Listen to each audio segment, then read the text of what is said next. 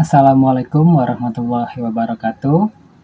Selamat pagi semuanya. Jadi pada kesempatan kali ini kami akan mempresentasikan hasil simulasi rancang infrastruktur jaringan kantor pusat dan kantor cabang menggunakan aplikasi Cisco Packet Tracer.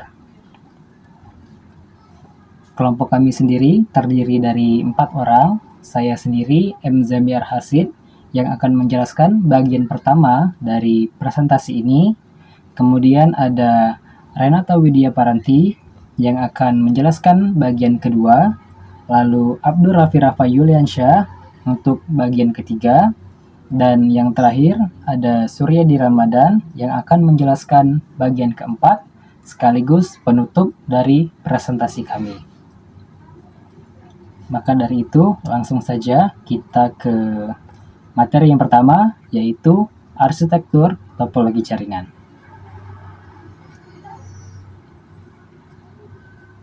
Seperti yang terlihat pada gambar di sini, di setiap cabang kami memiliki satu switch sebagai pusat yang terhubung secara nirkabel dengan perangkat-perangkat lain yang membentuk topologi star.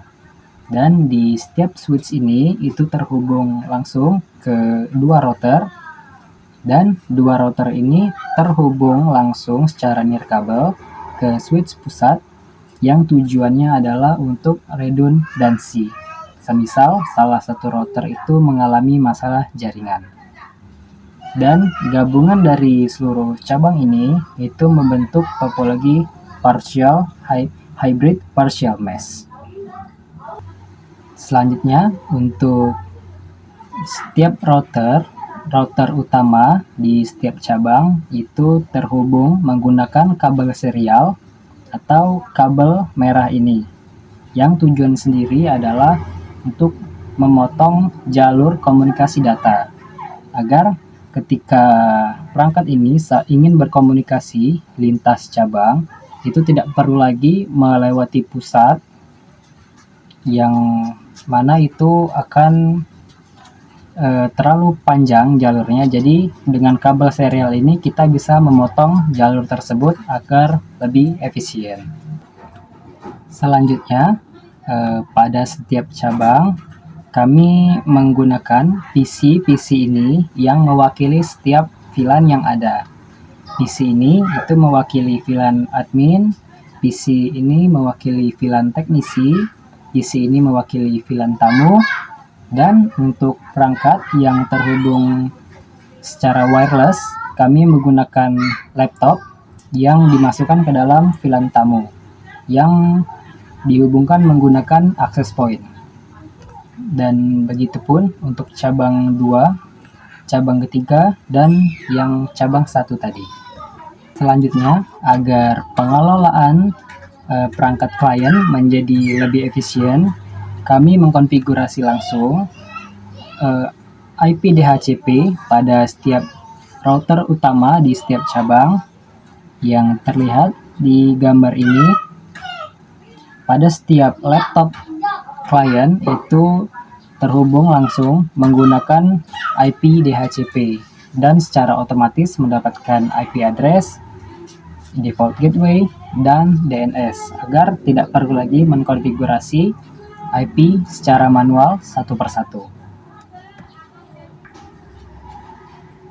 Dan untuk pembahasan selanjutnya akan dilanjutkan oleh Renata.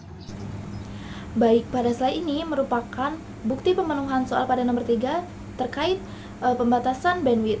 Nah, kelompok kami sendiri itu menerapkan aturan Quality of Service atau QoS melalui metode MQC atau Modular QoS CLI. Melalui konfigurasi class map dan juga policy map limit VLAN admin ini, router akan membatasi kapasitas lalu lintas data pada segmen tertentu, lalu memastikan distribusi bandwidth itu merata dan juga mencegah terjadinya monopoli jalur internet. Baik, dapat kita lihat gambar di atas merupakan rate limit router utama cabang 1. Lalu pada slide ini rate limit router utama cabang 2, dan yang terakhir itu rate limit router utama cabang 3. Baik, untuk materi selanjutnya mengenai routing OSPF akan dijelaskan oleh rekan saya, yaitu Abdurrafi Rafa Yuliansyah. Baiklah, terima kasih kepada pemateri kedua, yaitu Renata Dwi Paranti. Selanjutnya saya akan memperkenalkan diri. Perkenalkan, nama saya Abdurrafi Rafa Yuliansyah. Pada kesempatan kali ini, saya akan menjelaskan tentang bagian ketiga, yaitu routing OSPF. Apa itu routing OSPF? Yaitu protokol routing otomatis yang secara cerdas mendistribusikan informasi rute jaringan dan menemukan jalur tercepat menggunakan algoritma Dijkstra. Selanjutnya, untuk otomatisasi pencarian rute, kami menanamkan protokol routing dinamis OSPF area kosong backbone secara seragam di ketiga router utama cabang. Bisa kita lihat pada jajaran screenshot ini, setiap router mendaftarkan network lokal dan network serialnya. OSPF secara cerdas akan mencarikan rute privat tercepat menuju pusat data, sekaligus bertindak sebagai simulasi jalur VPN yang aman. Selanjutnya, implementasi NAT overload. Untuk membentengi jaringan dalam dari ancaman luar, kami mengonfigurasi NAT overload atau PAT. Pada potongan skrip konfigurasi ini, kami memisahkan zona dengan perintah IP NAT inside pada sisi klien lokal dan IP NAT outside pada port luar. Seluruh IP privat di cabang akan disamarkan menjadi satu IP publik tunggal saat paket data ditransmisikan di luar.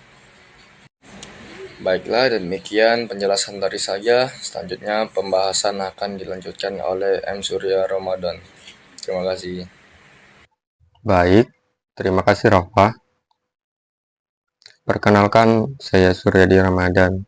Pada bagian terakhir ini, saya akan menjelaskan hasil pengujian jaringan yang telah kami lakukan. Pada slide hasil uji, koneksi dan analisis, dapat dilihat bahwa tabel NAT pada cabang 1 berhasil muncul saat proses ping dilakukan. Hal ini menunjukkan bahwa mekanisme NAT overload telah berjalan dengan baik dalam menerjemahkan alamat IP lokal saat mengakses jaringan luar. Selanjutnya, pada pengujian tracer menuju server cabang 2 dan cabang 3, koneksi berhasil dilakukan dengan status trace complete. Hasil ini membuktikan bahwa routing OSPF mampu menentukan jalur komunikasi antar cabang secara otomatis dan efisien. Berikutnya, kami melakukan pengujian ping antar VLAN pada masing-masing cabang. Pengujian dilakukan dari VLAN teknis cabang 1, VLAN tamu cabang 2, dan VLAN admin cabang 3 ke VLAN pada cabang lainnya. Seluruh pengujian berhasil dilakukan tanpa kendala, sehingga menunjukkan bahwa komunikasi antar VLAN dan antar cabang telah berjalan dengan baik. Selain itu, pengujian ping antar laptop tamu yang terhubung melalui access point juga berhasil dilakukan. Hal ini membuktikan bahwa konektivitas jaringan nirkabel pada setiap cabang berfungsi dengan baik. Berdasarkan seluruh hasil pengujian tersebut, dapat disimpulkan bahwa konfigurasi VLAN, DHCP, pembatasan bandwidth, routing SPF, serta NAT overload telah berhasil diterapkan dan berjalan sesuai dengan perancangan yang telah dibuat. Demikian presentasi dari kelompok kami. Terima kasih atas perhatian yang telah diberikan.